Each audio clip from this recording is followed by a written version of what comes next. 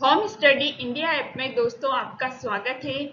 आज हम यहाँ पर ग्रामर के उन क्वेश्चंस के बारे में डिस्कस करेंगे जो किसी न किसी एग्जाम जैसे TET, C TET, MP TET, RPSC, second grade, REET, इन सब में जो प्रीवियस ईयर में आए हुए क्वेश्चंस हैं उन सब के बारे में आज हम यहाँ डिस्कस करेंगे।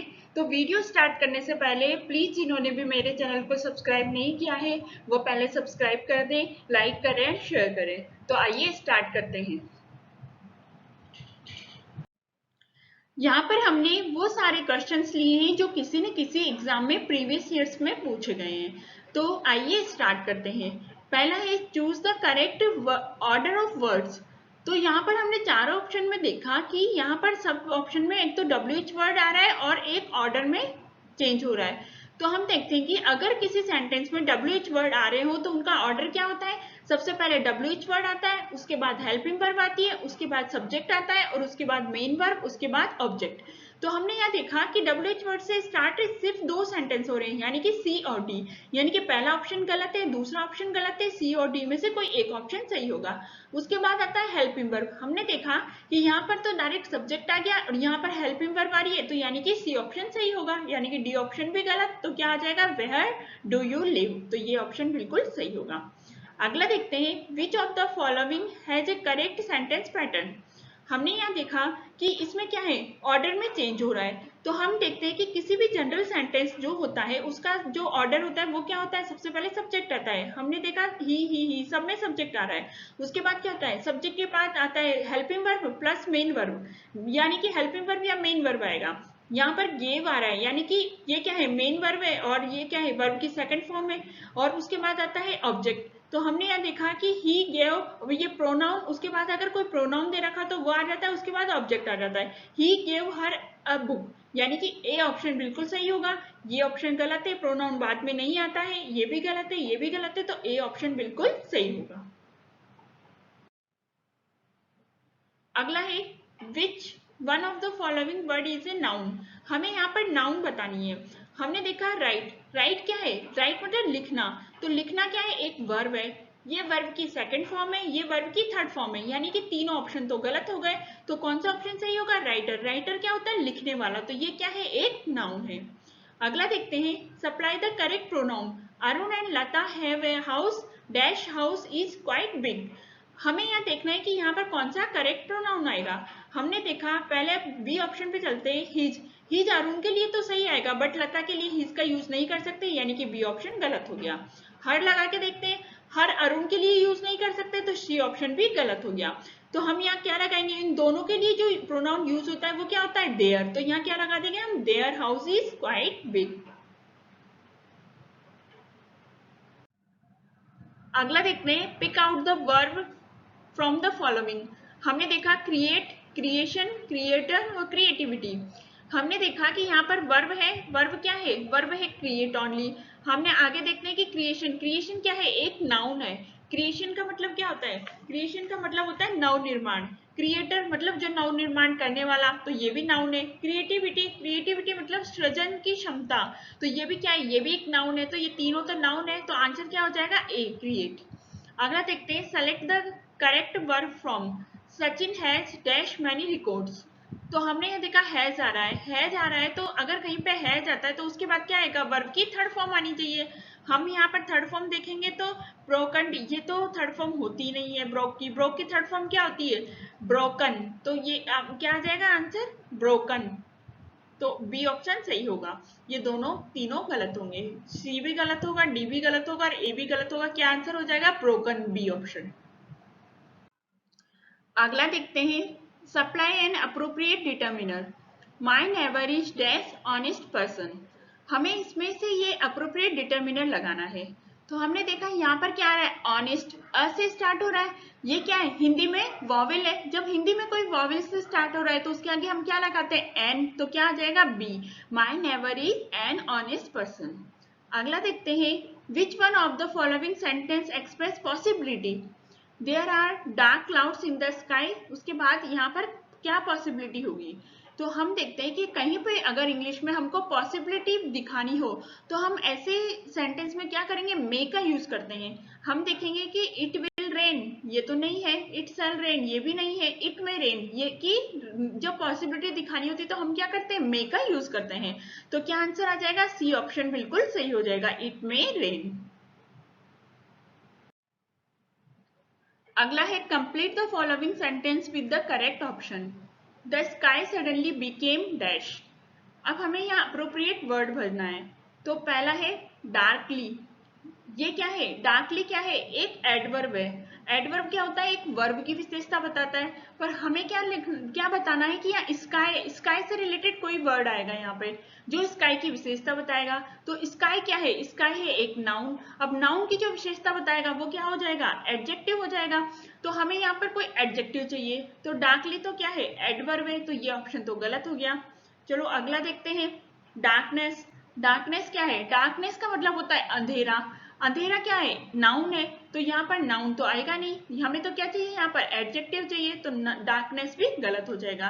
तीसरा है डार्कन। डार्कन क्या है, डार्क की थर्ड फॉर्म है, तो ये क्या है, वर्ब है, वर्ब की थर्ड फॉर्म है, तो ये भी नहीं होगा। लास्ट ऑप्शन क्या बचा, डार्क। डार्क क्या है, डार्क है एक एडजेक्टिव, तो हमें यहाँ ये क्या है, नाउन, नाउन के साथ हमें यहाँ एडजेक्टिव ही चाहिए था, तो यहाँ क्या आ जाएगा, the sky suddenly became dark, तो क्या आ जाएगा, बी ऑप्शन। अगला देखते हैं, fill in the correct form of the verb. The train had left before I dash the station.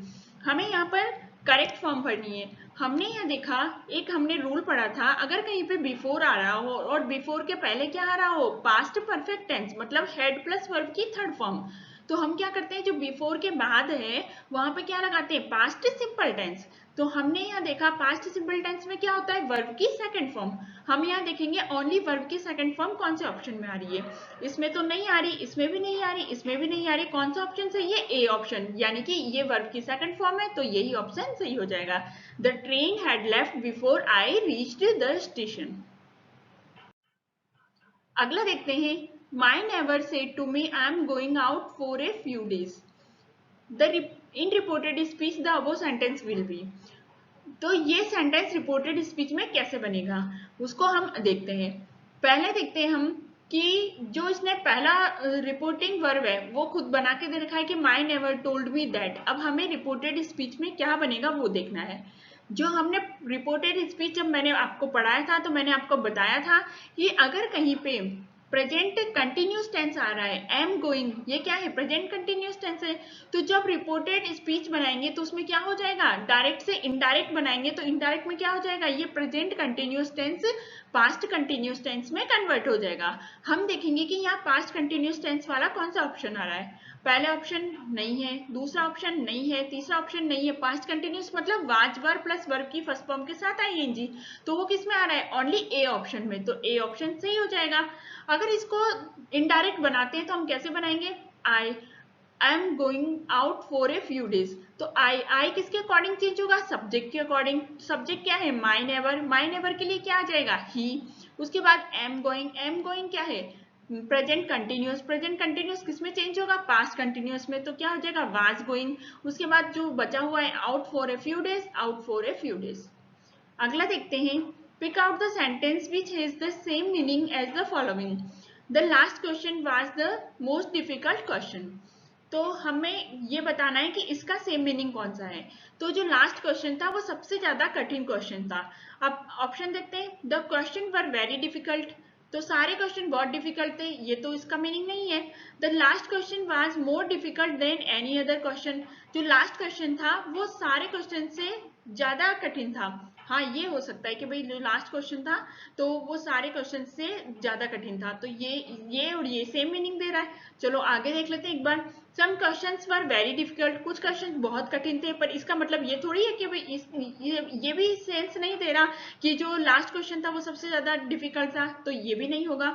Only the last question was very difficult, ये वाला sense भी नहीं दे रहा कि केवल लास्ट क्वेश्चन ही सबसे ज्यादा डिफिकल्ट था, और क्वेश्चन भी तो हो सकते हैं, तो यानी कि डी ऑप्शन भी गलत है। जो बेस्ट ऑप्शन है वो कौन सा है, बी ऑप्शन, मतलब the last option was more difficult than any other question. जो लास्ट क्वेश्चन था वो दूसरे क्वेश्चंस की अपेक्षा ज्यादा कठिन था, तो बी ऑप्शन बिल्कुल सही होगा। अगला देखते हैं, my father said to his daughter when will you return. In reported speech the above sentence will be. तो हमें बताना है कि यहाँ पर क्या आएगा। तो इसने पहला जो रिपोर्टिंग वर्ब है वो खुद बना के दे रखा है कि the father asked his daughter.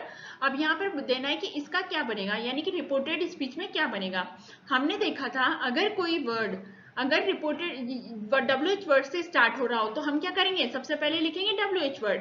WH word वाला सारा में WH वर्ड आ रहे हैं, उसके बाद हम लिखते हैं सब्जेक्ट। तो सब्जेक्ट क्या है यहाँ पर, यू किसके अकॉर्डिंग चेंज होगा, हिज डॉटर के अकॉर्डिंग। तो हिज डॉटर के लिए क्या आ जाएगा, शी आ जाएगा।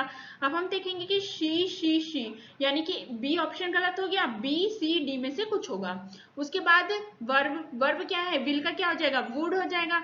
तो यहाँ पर क्या है, वुड कौन से ऑप्शन में आ रहा है, वुड ये वाला। तो यानी कि सी ऑप्शन भी गलत हो गया, यानी कि या तो पहला होगा या लास्ट होगा। रिटर्न का आ जाएगा रिटर्न। तो हमने यहाँ देखा कि यहाँ पर हमने क्या देखा कि व्हेन वुड, यहाँ पर दोनों ऑप्शन सेम है, बस एक में क्वेश्चन मार्क आता है, एक में नहीं आएगा। तो जब हम रिपोर्टेड स्पीच को बनाते हैं डायरेक्ट से इनडायरेक्ट में, तो हम क्या करते हैं, वहां पर क्वेश्चन मार्क भी हटा देते हैं। तो कौन सा ऑप्शन सही होगा, डी ऑप्शन।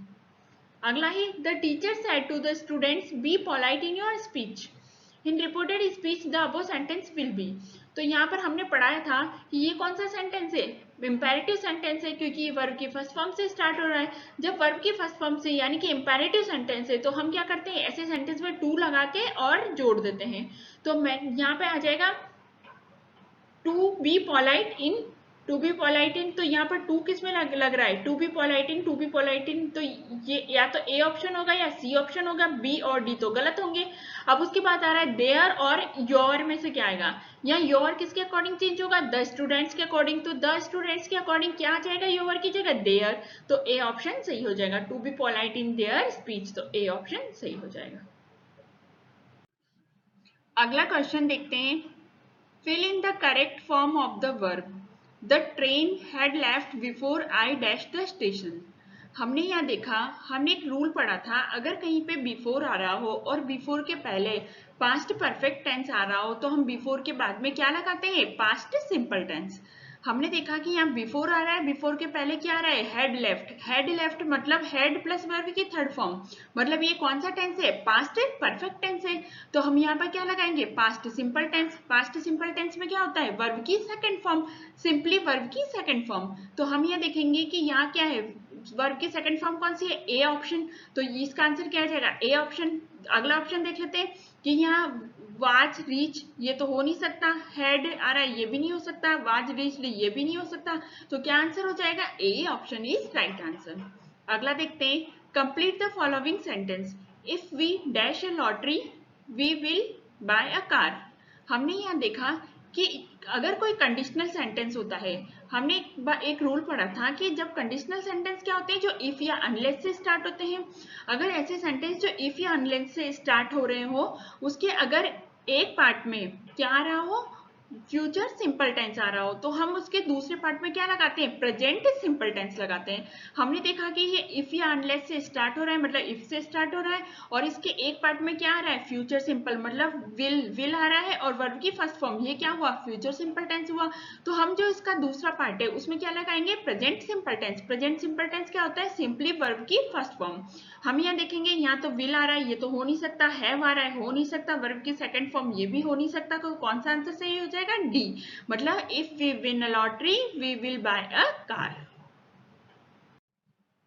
अगला देखते हैं, supply an appropriate determiner, I have dash glass of milk every morning.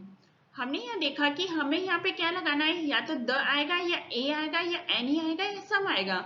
हमने यहाँ देखा कि ग्लास के आगे क्या लगेगा, ग्लास के आगे द तो लगेगा नहीं, एनी लगेगा नहीं, क्योंकि एनी कब लगता है, जब कोई नेगेटिव बात हो रही हो। सम जैसे कोई यहाँ पे बात नहीं हो रही तो क्या लग जाएगा, I have a glass of milk every morning.